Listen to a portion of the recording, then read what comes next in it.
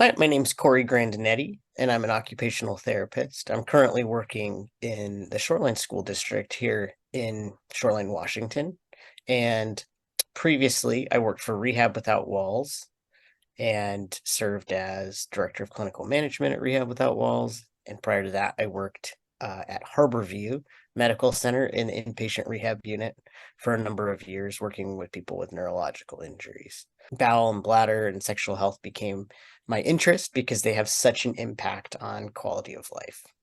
Similar to bladder management, bowel management can really just the concept of managing your bowels has such an impact on quality of life and self-esteem after an injury. I think that can be one of the hardest parts for people to wrap their mind around.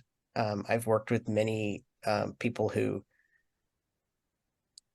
end up not being able to walk, and that doesn't bother them as much as kind of managing their bowel care and feeling like they have to do it that in that way.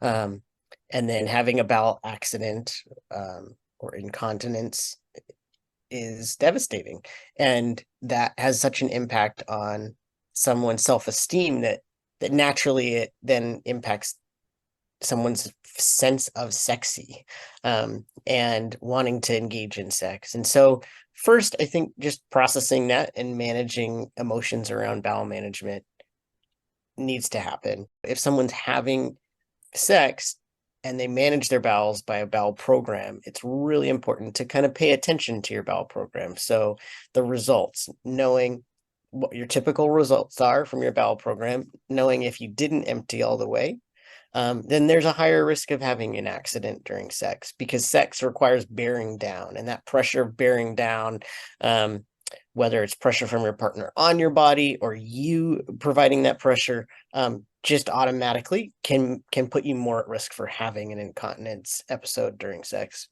Making sure you've emptied all the way. If you haven't, you might plan differently to not have sex at that time.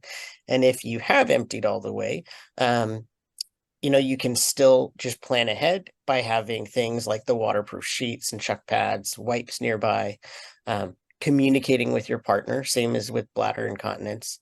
And also knowing that things like a shower chair are options, so that if you, as long as you look at the weight limit to make sure that you and your partner aren't breaking that weight limit, you can turn that into either a humorous moment with you two, like the moment was so awesome, you pooped your pants, or turn it into something like just a non-issue and say, oh, like, now we have to go to the shower. Awesome. Now we get to have sex in the shower, and kind of plan to communicate ahead to clean that up.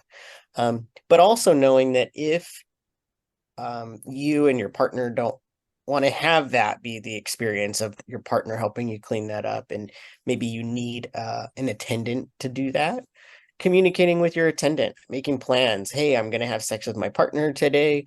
Can you kind of be on standby if anything happens, and know that the attendant can come clean them up and get them kind of ready for part two.